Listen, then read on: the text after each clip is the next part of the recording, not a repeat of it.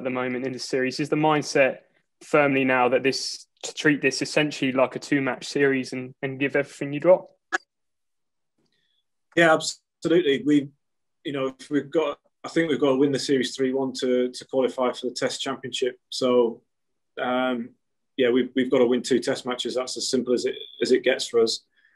So that's all we'll be trying to do. Go out, obviously trying to put to bed the disappointment of the last Test match, and go into this one, refreshed, and we're excited that we've still got the opportunity to qualify for the Test Championship. We've still got the opportunity to beat India in India, which is something that not many teams do. So we're excited about the challenge ahead. It's just about now going out on the field and performing as well as we can. So Jimmy, how did you feel about being rested last time, and is there going to be a kind of benefit for England you playing in this one? Well, it's obviously mixed emotions. Missing out after playing pretty well in the first Test. You've got to try and look at the bigger picture, I guess. I think the idea was if I missed that one, then that would give me the best chance of being fit and firing for the pink ball Test. That's where I'm at the minute. I'm feeling good and fresh and ready to go again if called upon. So, frustrating, I guess, to an extent, but I can kind of see the bigger picture with the amount of cricket that we've got. How's the SG pink ball behaving in practice, and how much kind of damage do you think you can do with it? Well, it is swinging a little bit, probably a little bit more than the red one. But obviously, it's until you get out there in the middle in a match situation, you don't really know what it's going to do. So the nets have done a little bit, but we just have to wait and see. Obviously, I'll be keeping my fingers crossed if I do play and we bowl first, and I'll be hoping it does a little bit. Yeah, you've played all 3 of England's day-night Test matches, Jimmy, in Edgbaston, Adelaide, and also in Auckland, and done pretty well, haven't you? I mean, 5 in Edgbaston, 6 in Adelaide, and the Auckland Test match, you got 3. It was dominated by Bolt and Southey. So is Seam going to dominate this Test match, you think, with the pink ball again? Again, it's hard to predict because obviously the pitch at the minute has got grass on it, but I'm pretty sure that it's not going to be there when we turn up on the match day. So we'll just have to wait and see what happens. Like I said, we as seam bowlers, you prepare for the ball to bowl as best you can in any given conditions. If it does swing, then great. If not, then we've still got a job to do and trying to take wickets and find ways of taking wickets. So we just have to wait and see.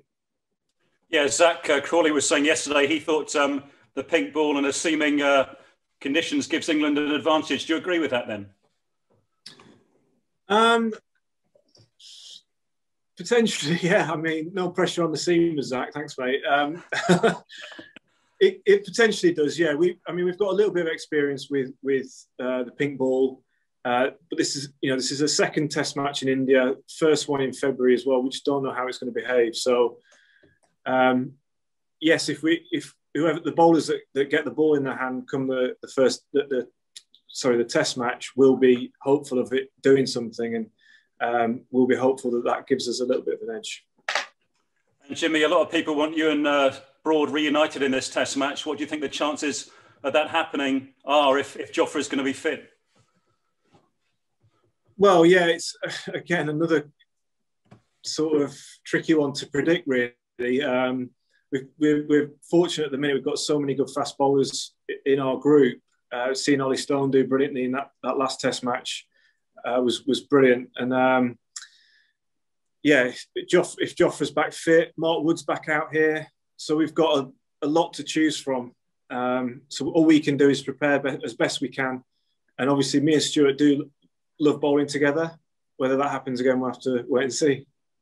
Just finally, Jimmy, I mean, what are your thoughts on the stadium? It looks absolutely awesome. And how do you see the series at 1-1 with 2 to play? Yeah, the stadium looks great. I think it's going to be, it's not going to be full, but I think the atmosphere will be pretty special. I think the pink ball Test matches we've played have had a sort of different atmosphere as well, and a real special one, something that the guys will remember. So we're all looking forward to it immensely. And going into it 1-1, series well in the balance. You know, we've obviously had a disappointing second test, but the key for, you know, we've tried to maintain level heads throughout. You know, we don't get too excited when we win. We don't get too down when we lose. We've got to try and just improve on how we've been performing, and hopefully we can go out there, do our best, and our best will be good enough to get a victory. Seen you train both in the day and at night in this new stadium. Have you seen a marked difference with the pink ball when it is light for the batsmen, for example, when bowling to them? There's not a difference, I don't think, in how it behaves as such. I think the difficulty will be just adjusting the eyes to the different lights. Twilight, the guys have said, has been a bit tricky. I caught some balls the other night. It was a little bit tricky to pick up at first. It takes a bit of getting used to. And to be fair, we found that in all the test matches we've played, whether it's in England or Australia or New Zealand, where we played the others. It does take that bit of time to get used to as the light fades and the floodlights sort of take over from the natural light, should we say? Just another quick question about the pink ball. Does it feel the SG feel any different to the Dukes or the Kookaburras? Does it seem different, or does it feel any different at all?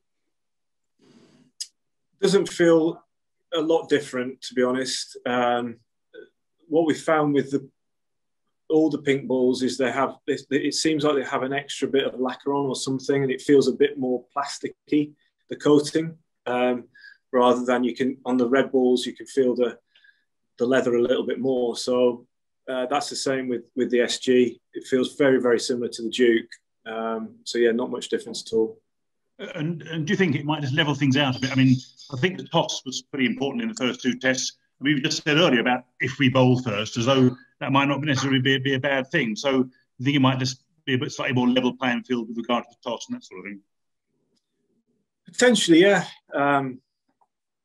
But who knows? I mean, it's just so dependent on how the pitch looks on the morning. We're still 3 days out. I mean, saw the pitch the last couple of days, and it's got a lot of grass still on it. But I can see a lot of red soil underneath, which says to me that it could well spin if they take a bit of grass off. So we're just going to have to wait and see. You know, all the seam bowlers want really is a bit of carry, which we